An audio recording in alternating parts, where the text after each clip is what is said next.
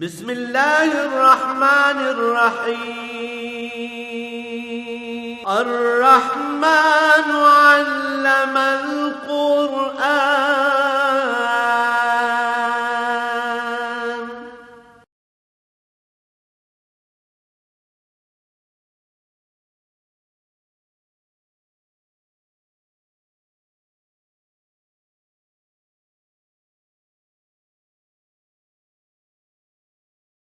الحمد للہ رب العالمین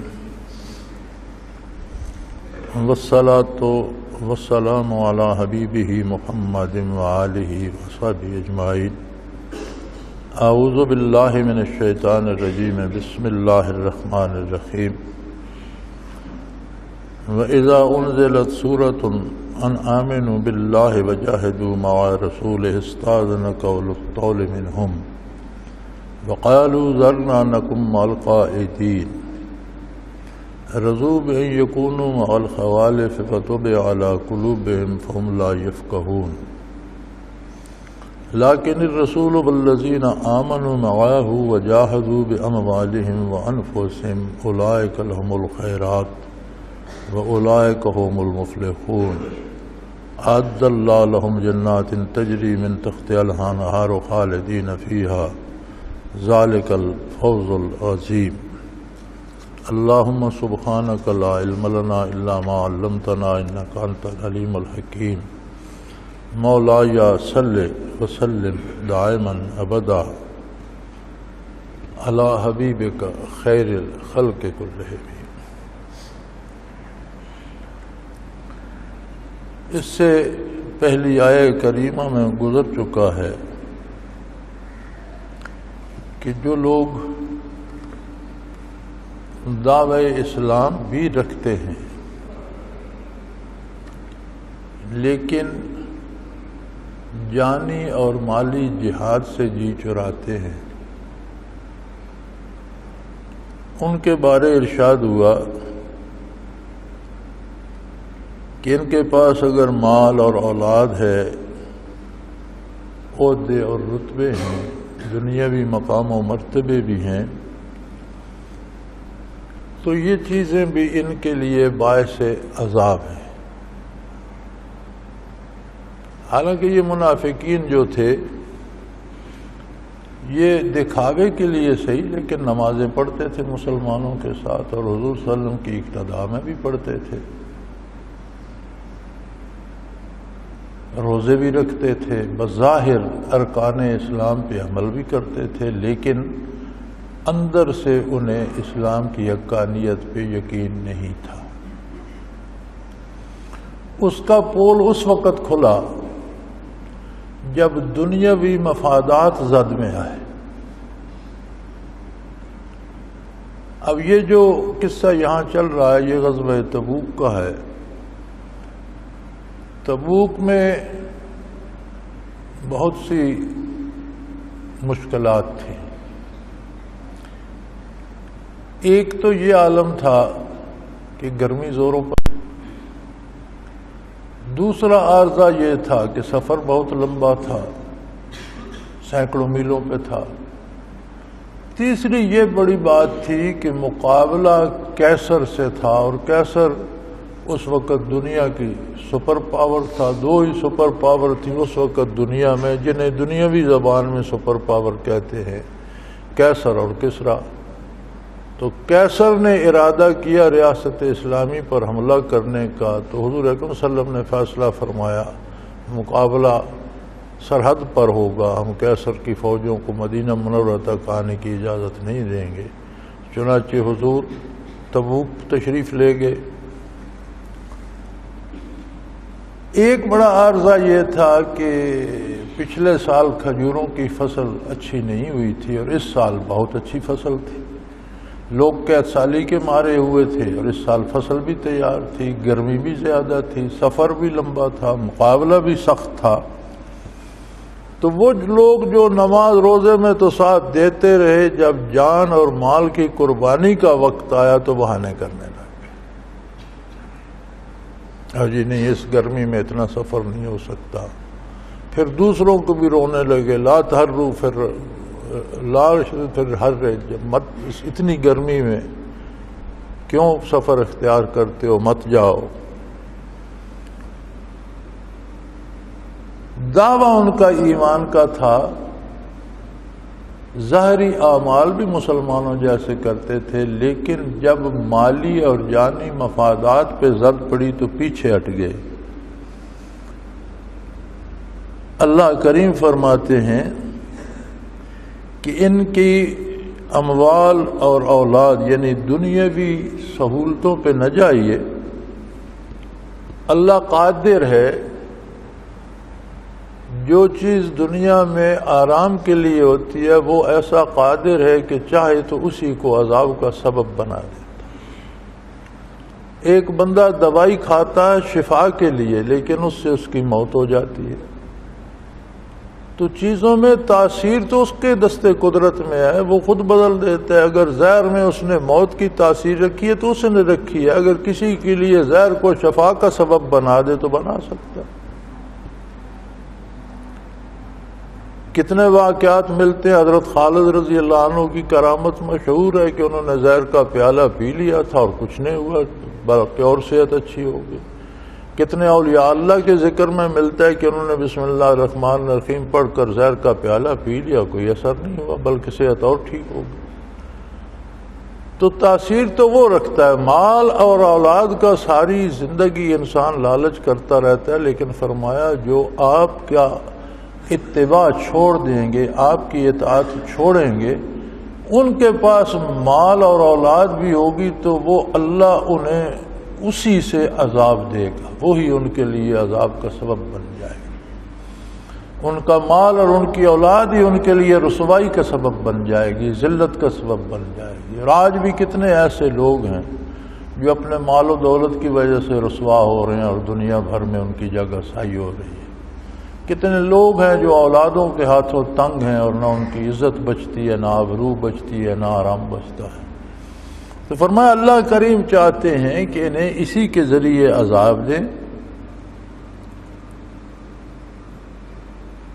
وَتَزْهَقَ أَنفُسُهُمْ وَهُمْ كَافِرُونَ، یہ قابل توجہ بات ہے کہ ان کا دم نکل جائے اور کفر کی حالت میں ہی نکل جائے۔ وہ کہتے ہیں ہم مسلمان ہیں، مسلمانوں کے ساتھ اعمال بھی کرتے ہیں، نمازیں بھی پڑھتے ہیں، روزے بھی رکھتے ہیں۔ اللہ فرماتا ہے جب نبی صلی اللہ علیہ وسلم کی اطاعت سے جی چراؤ گے تو اسلام کہاں کا رہے گا؟ پھر جس دنیاوی مفاد کے لیے تم کوشش کرو گے وہی تمہاری رسوائی کا سبب بن جائے گا، اور اسی حال میں تمہاری جان چلی جائے گی کہ تم حالت کفر میں ہو گے۔ اس کا مطلب ہے کہ اسلام کیا ہے؟ اگر ہم یہ جاننا چاہیں تو سادہ سے لفظوں میں دل و جان مال سے محمد الرسول اللہ صلی اللہ علیہ وسلم کی اطاعت کرنے کا نام اسلام ہے۔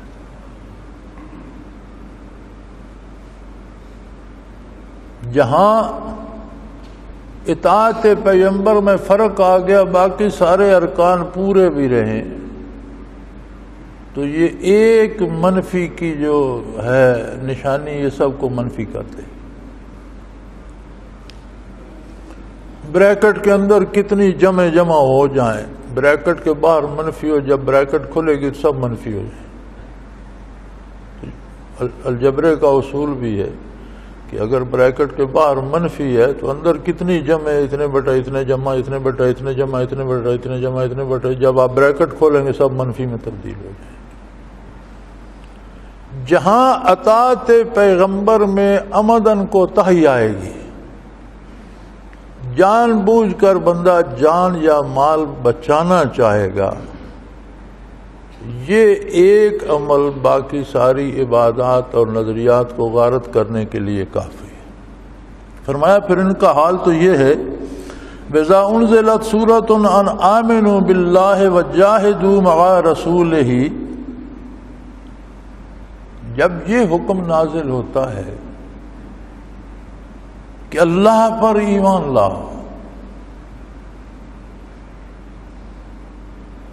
کیسا ایمان لائیں یا اللہ؟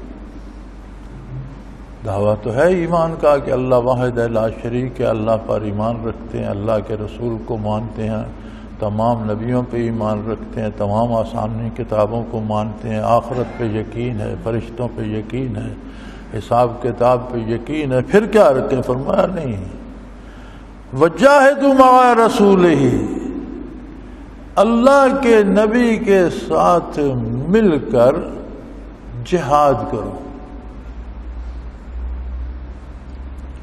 جہاد جہد سے مشتق ہے۔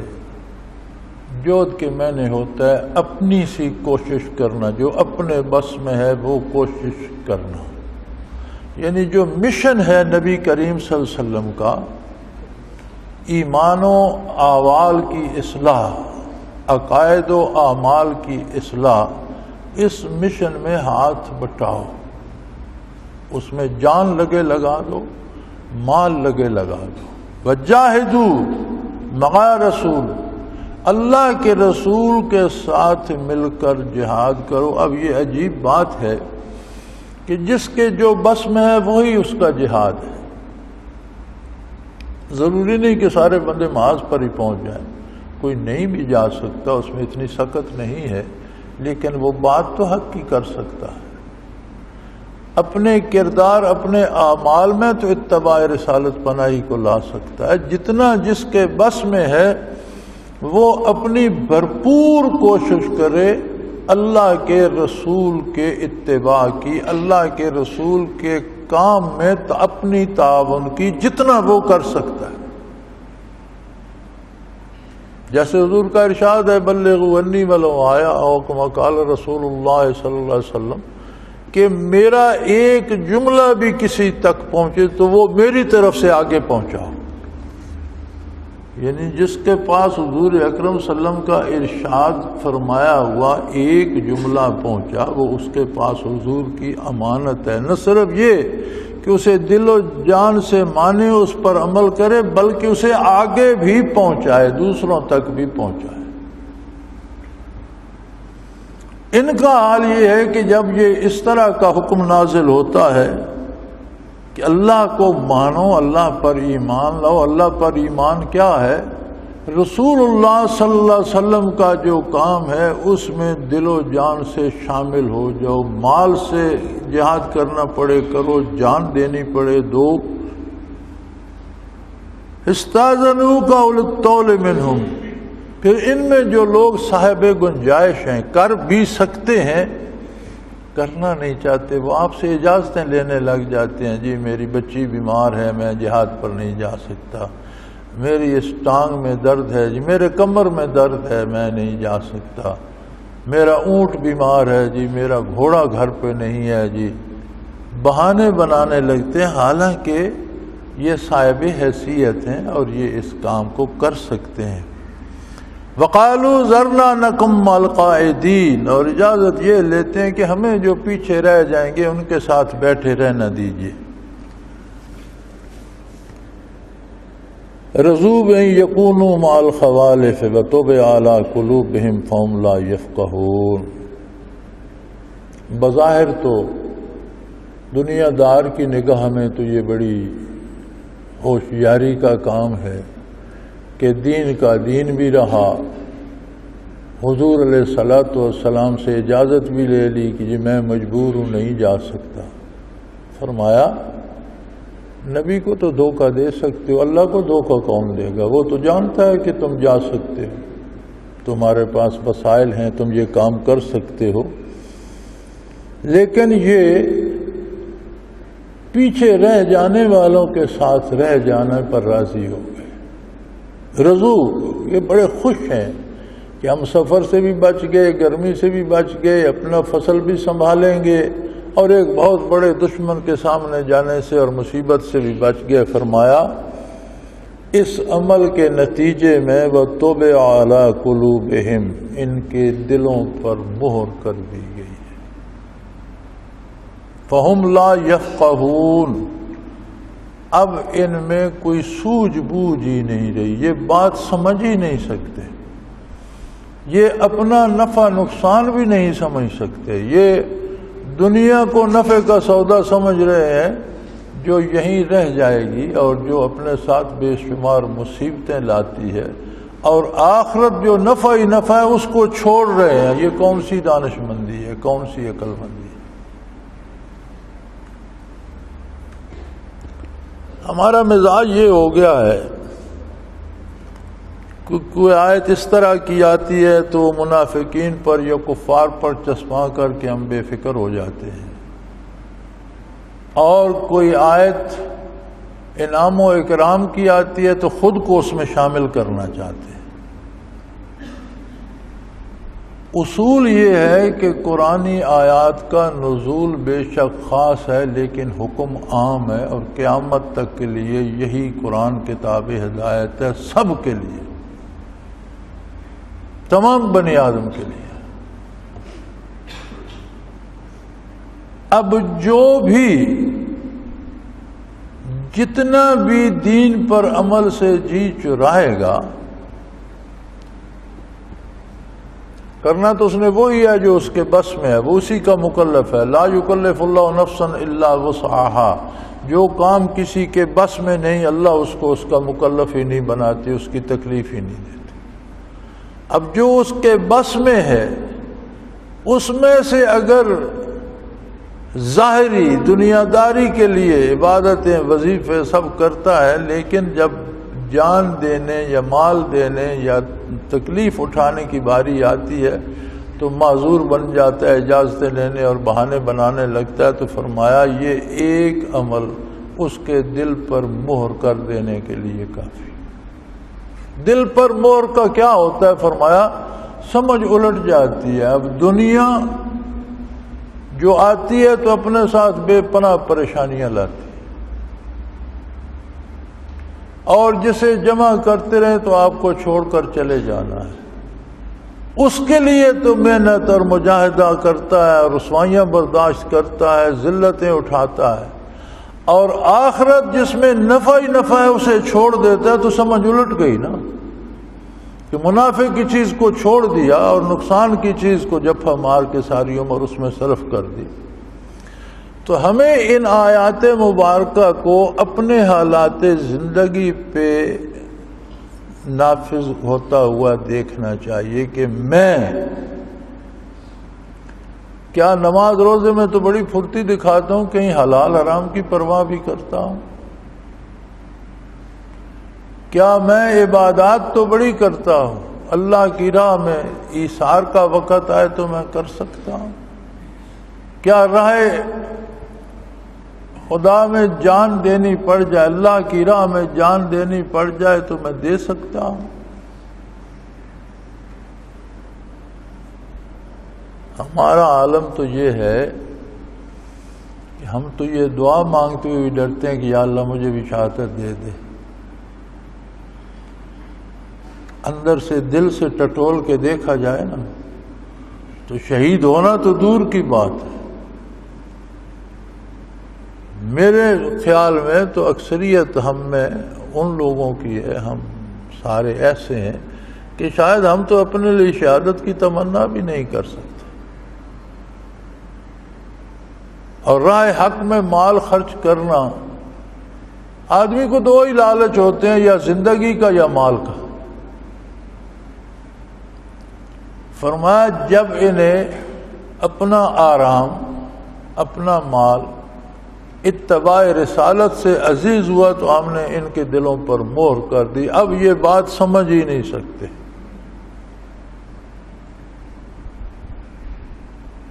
ان کے مقابلے میں وہ لوگ ہیں لیکن الرسول والذین آمنوا معہ وجاہدوا باموالہم وانفسہم، لیکن میرا رسول صلی اللہ علیہ وآلہ وسلم اور وہ مومن جو حضور کے ساتھ ہیں.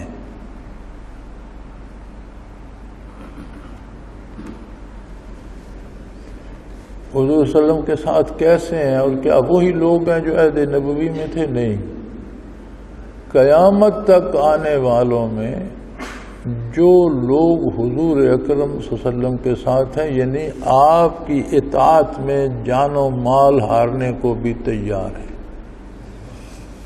جو ہر حال میں حضور کا دامن ہاتھ سے چھوڑنا نہیں چاہتے، اپنی جان سے بھی مال سے بھی جہاد کرتے ہیں۔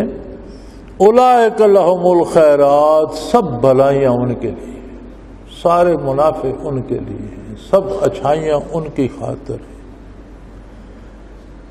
وَأُولَئِكَ هُمُ الْمُفْلِحُونَ، اور یہ وہ لوگ ہیں جو کامیابی کو پانے والے ہیں، جو کامیاب ہو گئے، جو فلاح پا گئے۔ فلاح بہت وسیع لفظ ہے۔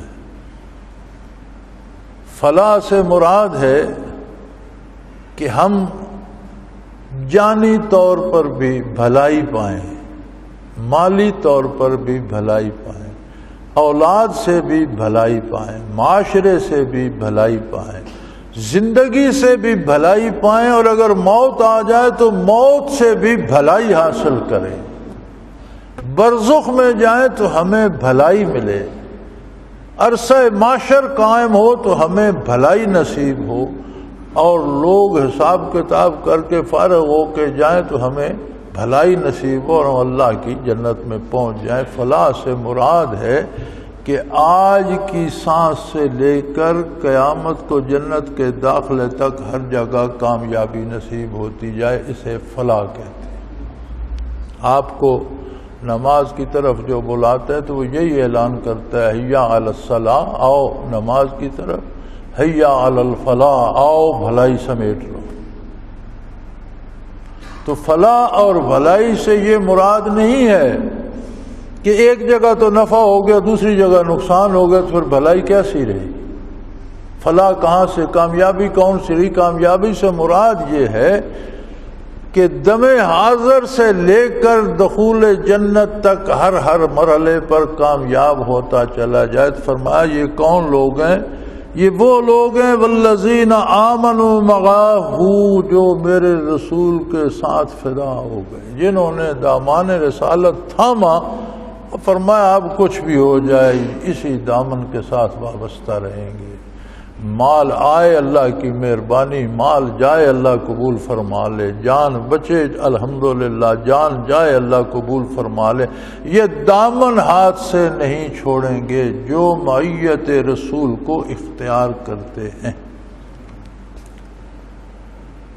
اور یہ معیت اختیاری ہے، بندے کے پاس اختیار ہے، وہ دامان رسالت کو تھامتا ہے یا دنیا کی لذات کے لالچ میں کھو جاتا ہے۔ جس نے لذات فانیہ کو ٹھکرا کر دامان رسالت کو تھام لیا،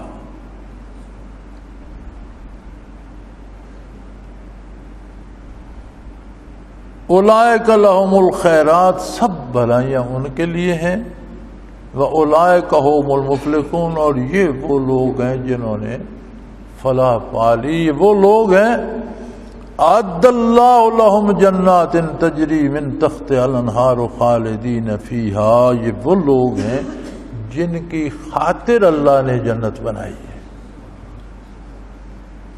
جو لوگ میرے حبیب کے دامن رسالت کو تھامتے ہیں اور پھر ان کی زندگی کا نصب العین دامان رسالت سے وابستہ رہنا ہوتا ہے، اس میں دکھ آئے تو جھیلتے ہیں، سکھ آئے تو اللہ کا شکر ادا کرتے ہیں، لیکن ان کے پاس دامان رسالت کو چھوڑنے کا کوئی تصور نہیں، کوئی ہیلا بہانہ نہیں، کسی بہانے یا ہیلے سے شرع حرام کو حلال نہیں کرتے، شرع حلال کو حرام نہیں کہتے۔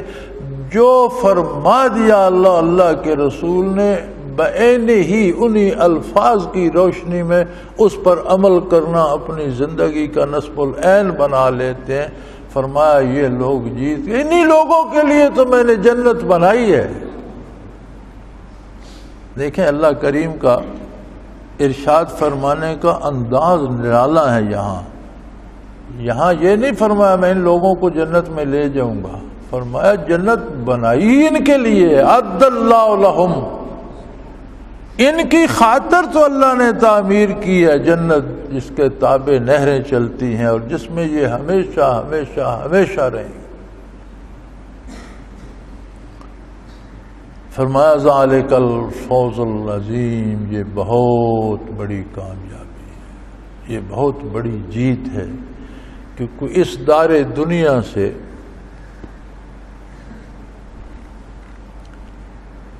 جس میں عجیب و غریب طرح کی مصیبتیں ہیں، جس میں عجیب و غریب طرح کی لذتیں ہیں، جس میں عجیب و غریب طرح کے دکھاوے اور چھلاوے ہیں جو بظاہر بڑے خوبصورت نظر آتے ہیں۔ دیکھو کیسی عجیب بات ہے کہ آج کل کا فروٹ ہے آم، بہت مزیدار، بہت لذیذ، اچھی قسم کا ہو تو اس میں ٹیسٹ، ذائقہ بھی ہوتا ہے، خوشبو بھی ہوتی ہے۔ اب اگر ایک شوگر کا مریض اس کی لذت کو لے کر 10-12 آم بیٹھ کر کھا جائے تو لذت تو حلق سے اوپر رہ جائے گی، نیچے تو ساری وہ مٹھاس اور شوگر جائے گی نا، تو وہ تو اپنی موت کھا رہا ہے نا، موت کوئی زندگی کی شے تو نہیں کھا رہا، اگرچہ بڑا خوش ہے، بڑا لذیذ ہے، بڑا خوشبودار ہے، لیکن اس کا اثر کیا ہے کہ اس کی صحت تباہ ہو رہی ہے، وہ اپنی موت کھائے جا رہا۔ دنیا کی چیزوں کی مثال ایسی ہے کہ ہم سب مریض ہیں اور انہیں لذت ہی سمجھ کر کھاتے ہیں، وہ لذت صرف حلق سے اوپر ہوتی ہے، حلق سے نیچے جو بھی کڑوی چیز ٹر جائے یا میٹھی چیز چلی جائے اس کا ایک اپنا اثر ہے، لذت وذت پیٹ میں یا گلے میں یا حلق میں یا نیچے کوئی نہیں، صرف زبان تک ہے۔ تو دنیاوی لذتیں لمحاتی اور وقتی ہیں، اول تو ان کی میعاد بہت تھوڑی ہوتی ہے۔ آج کوئی بندہ 10 لاکھ لوٹ کر بینک سے فرار ہو گیا تو لوٹ کر فراگنے تک، فرار ہونے تک تو بڑا خوش ہے، میرے پاس 10 لاکھ ہیں، لیکن جب تعاقب میں پولیس نکلتی ہے، گولیاں برستی ہیں، آگے جیل نظر آتی ہے تو ساری لذتیں فنا ہو جاتی ہیں۔ یعنی دنیا کے ہر کام میں منت کر کے، چوری کر کے، رشوت دے کے اقتدار لے لیا، دوسرے دن لعنت برسنے لگی، لوگ جلوس نکالنے لگے، تماشا بن گیا، سرے بازار رسوا ہو رہا ہے۔ آرام سے گھر بیٹھا تھا، اس اقتدار کو اس نے کیا کرنا تھا جس نے ہر شخص کی زبان پر اس کے لیے بددعائیں جاری کر دی، لیکن وہ جو وقتی لذت ہے اس پہ لوگ فدا ہو جاتے ہیں۔ ہاں، ان کے لیے خوش آئند ہے کہ جو اقتدار میں آئے تو لوگ ان کے لیے دعا کریں، وہ اس کا حق ادا کر سکتے ہیں، اس کی اہلیت رکھتے ہوں، لوگوں کو آرام پہنچے اور لوگ ان کے لیے دعا کریں، پھر تو بات ہوئی، لیکن یہ تو بہت کم ہوتا ہے۔ تو فرمایا جن لوگوں نے دامان رسالت کو تھاما اور دنیاوی عیش و آرام یا لذت یا نفع نقصان سے بالا تر ہو گئے، جو بھی گزرے ہم حضور کا اتباع اور اطاعت کریں گے، فرمایا یہ وہ لوگ ہیں جن کی خاطر میں نے جنت بنائی ہے۔ قرآن کریم میں اکثر ملتا ہے کہ ان لوگوں کو میں جنت عطا کروں گا، لیکن معیت رسالت کی جب بات آئی تو فرمایا جو میرے نبی کے ساتھ ہوں گے اس کا دامن تھام لیں گے اور پھر چھوڑیں گے نہیں، ان کے لیے تو میں نے جنت دینا اور بات ہے، اور کسی کی خاطر جنت کی تخلیق ایک اور بات ہے۔ سبحان اللہ۔ فرمایا ذالک الفوز العظیم، یہ سب سے بڑی کامیابی ہے۔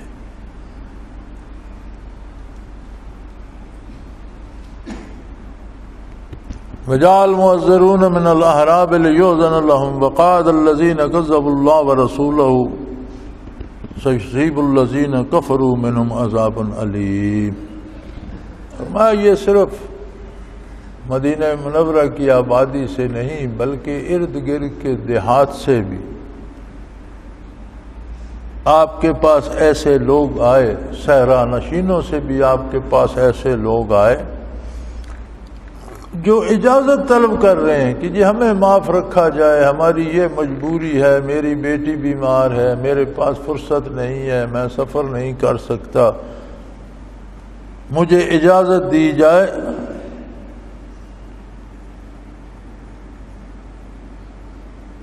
فرمایا الذین کذبوا اللہ ورسولہ، یہ وہ لوگ ہیں جو اللہ اور اللہ کے رسول سے جھوٹ بولتے ہیں۔ اب یہ اللہ کو مخاطب نہیں کر رہے تھے، بہانے کر رہے تھے نبی کریم صلی اللہ علیہ وسلم کے سامنے۔ اللہ کریم نے فرمایا میرے نبی کے ساتھ جو جھوٹ بول رہا ہے وہ یہ دیکھ لے کہ وہ میرے ساتھ جھوٹ بول رہا ہے۔ میرا نبی اس بات کا حکم کرتا ہے جو میں کہتا ہوں، میرے نبی کی اطاعت میری اطاعت ہے، اور میرے نبی کے ساتھ جھوٹ بولنا میرے ساتھ جھوٹ بولنا ہے۔ اور یہ کیسے عجیب انسان ہے کہ یہ نہیں جانتے کہ اللہ ہر حال سے واقف ہے اور ہر چیز کو جانتا ہے، اور ہر طاقت، ہر قوت، ہر استعداد اس کی اپنی دی ہوئی ہے، وہ اپنی دی ہوئی چیزوں سے بے خبر کیسے رہ سکتا ہے؟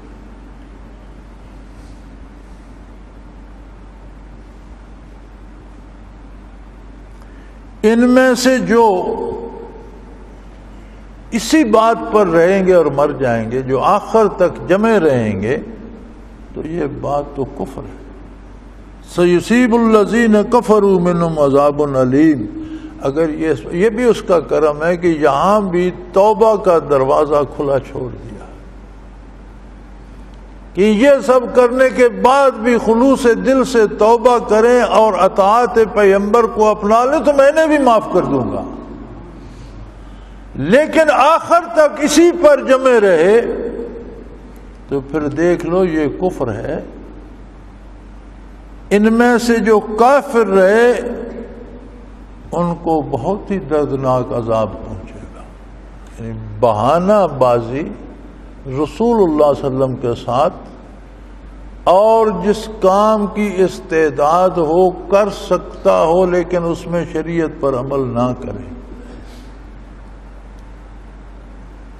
جہاد تو بڑی محنت کی بات ہے کہ سفر بھی کرے، جان بھی دے، زخم بھی سہے، مال بھی خرچ کرے۔ ہمارا عالم تو یہ ہے کہ ہم 5 وقت کی فرض نماز سے بھی جی چراتے ہیں، فرصت ہی نہیں ملتی جی، دفتر میں سے فرصت نہیں ملتی، دکان سے فرصت نہیں ملتی، بس یار کپڑے ہی پاک نہیں رہتے۔ کپڑے، دل ناپاک ہو تو کپڑے پاک کیسے رہیں؟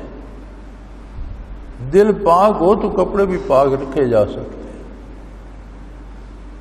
بیماروں اور مریضوں کو بھی ہم نے دیکھا ہے کہ ایک دھوتی ساتھ رکھتے ہیں، کپڑے پاک نہیں رہتے تو نماز کے وقت سلوار بدل کے دھوتی باندھ کے نماز پڑھ لیتے ہیں، پھر وہی پہن لیتے ہیں۔ مریض ہیں، ان کے بس کی بات نہیں۔ اصل بات یہ ہے کہ ہم دل سے کرنا کیا چاہتے ہیں، اور اگر ہم اطاعت پیغمبر نہیں کرنا چاہتے تو اسے صرف معمولی گناہ نہ سمجھیں۔ اگر یہ مستقل عادت بن جائے تو ہر گناہ مفضی الی الکفر ہوتا ہے، یعنی ہر گناہ کفر کی طرف کھینچنے والا ہوتا ہے، وہ ایک ایک قدم کفر کی طرف لے جاتا ہے۔ اور اگر اسی پر موت آ جائے تو فرمایا یہ تو کفر میں مر گئے۔ سیصیب الذین کفروا منہم، ان میں سے جن کو اسی پر موت آ گئی، زندگی پر اسی پر ہیلے بہانے پر رہے، یہ تو کفر پر مر گئے، ان کو بہت دردناک عذاب ہوگا۔ یعنی عذاب تو کافر کو بھی ہوگا، لیکن یہ جو دعویٰ اسلام کا کرتے تھے اور کردار کافر کا رکھتے تھے، ان کو بڑا سخت عذاب ہوگا، بہت دردناک عذاب۔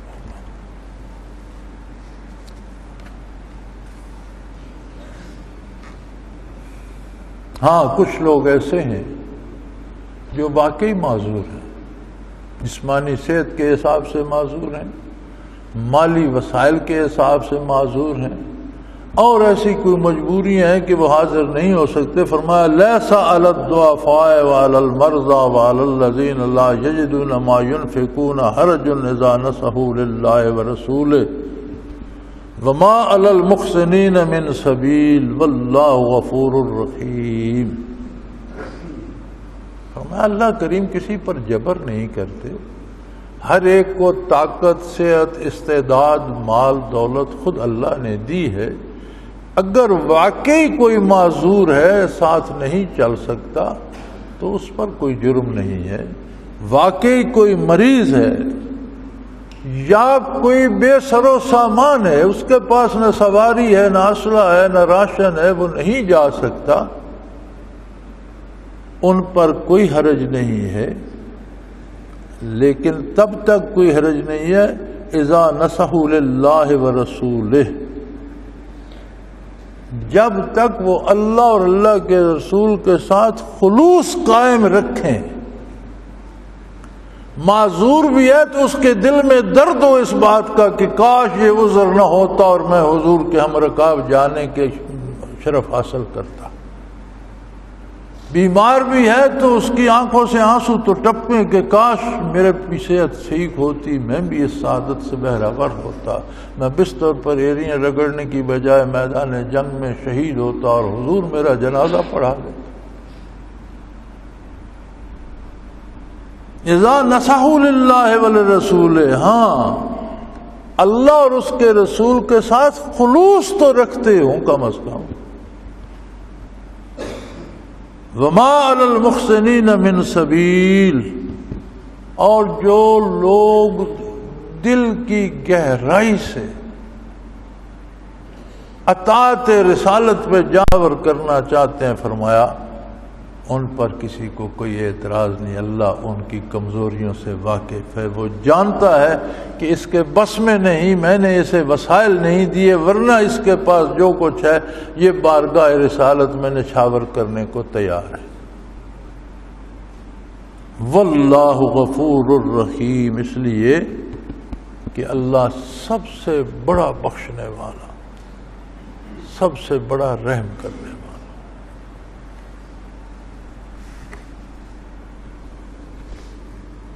پچھلے دنوں یہ بزرگ جو یہ کرسی پہ بیٹھے ہیں یہ ریٹائرڈ پولیس آفیسر ہیں. پچھلے دنوں میرے پاس آئے، ان کی سماعت کو کمزور ہے، پتہ نہیں میری بات سن رہے ہیں کہ نہیں.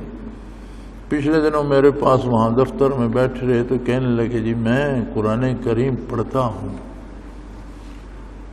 تو اللہ کریم گناہوں پہ، کفر پہ، خطاؤں پہ بڑے خفا ہوتے ہیں، بڑی سخت آیتیں آتی ہیں، عذاب کی وعیدیں ایسے جیسے بجلیاں کڑکتی ہیں، غضب الہی اس طرح سے کڑکتا ہے.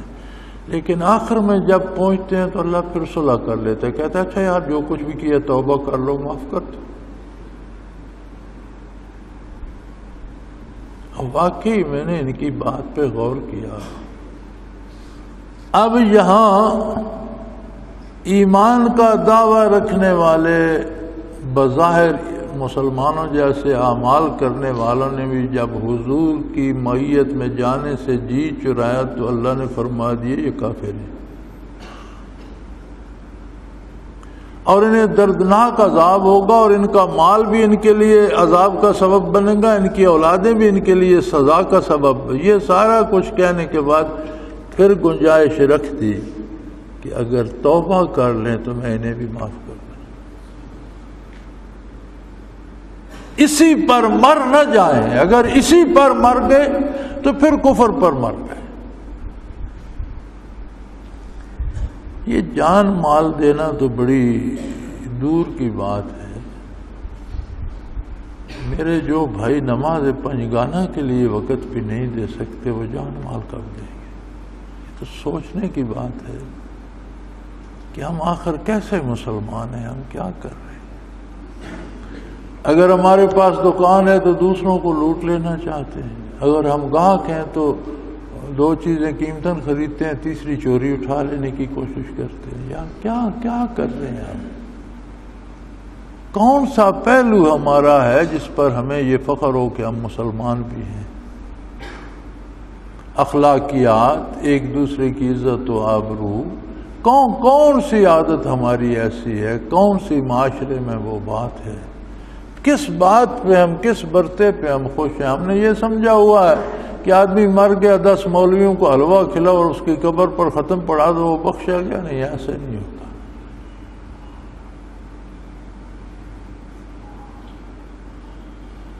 ایصال ثواب اہل ایمان کو پہنچتا ہے. اگر کوئی کفر پر مر گیا تو ایصال ثواب سے اسے کیا غرض؟ اصل تو دل میں موجود ہو، اصل تو اس کے اپنے پاس موجود ہو، ایمان تو لے کر جائے.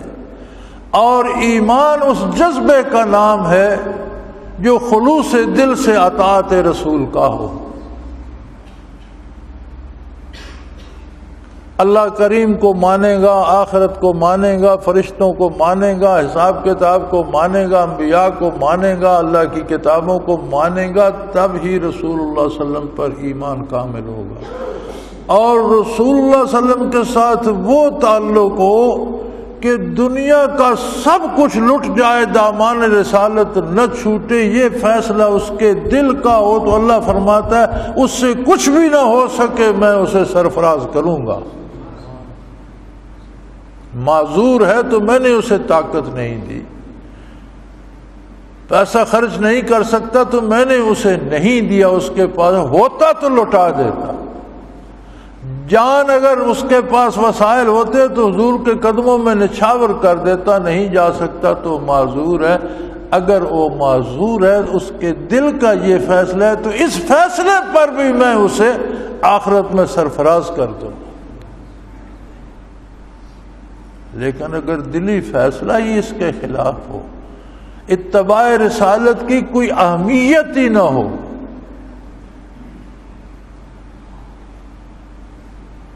نہیں ہو سکی، نماز قضا ہو گئی، کوئی اس کا دکھ تو ہو، احساس تو ہو، ندامت تو ہو، تکلیف تو ہو کہ میرا نقصان ہو گیا، پھر تم ادا ہو سکتے. اور جو اسے ضروری ہی نہ سمجھے، پھر یہ کیسی مسلمانی ہے، کیسا ایمان ہے، اس پہ کیا ہوگا؟ تو بہرحال میرے بھائی،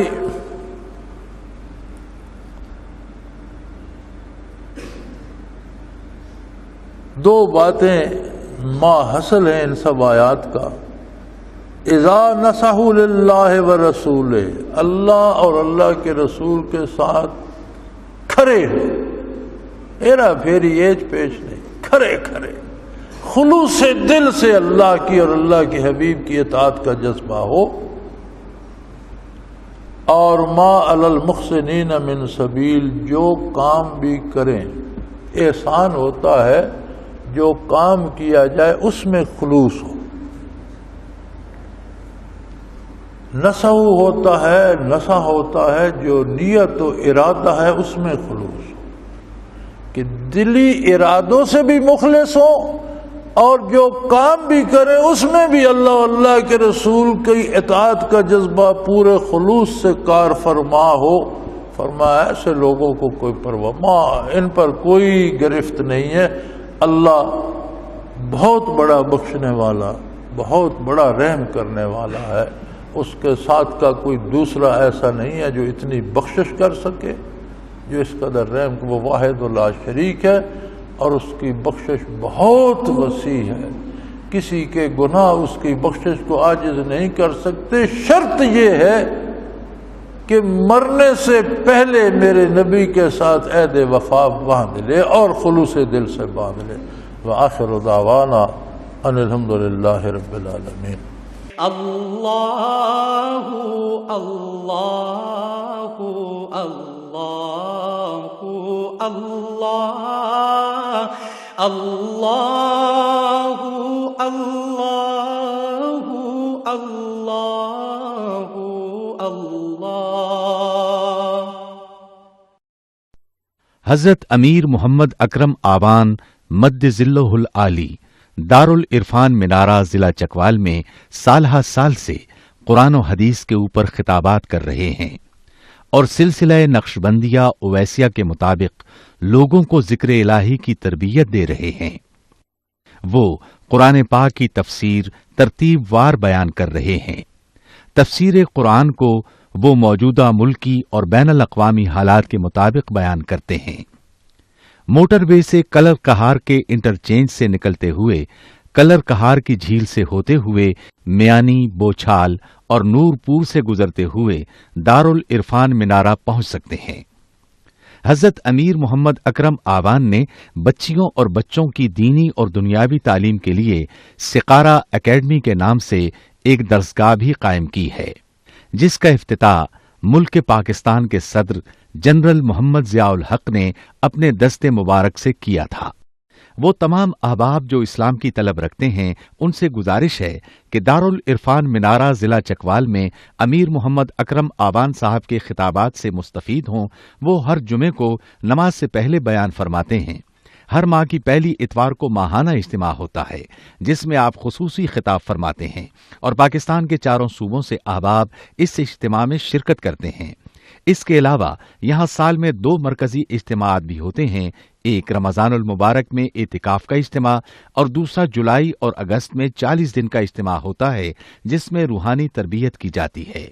اپنا خون سیماب دے کر اتنا ہم کر جائیں گے، نام آقا کا چمن میں پھر رقم کر جائیں گے۔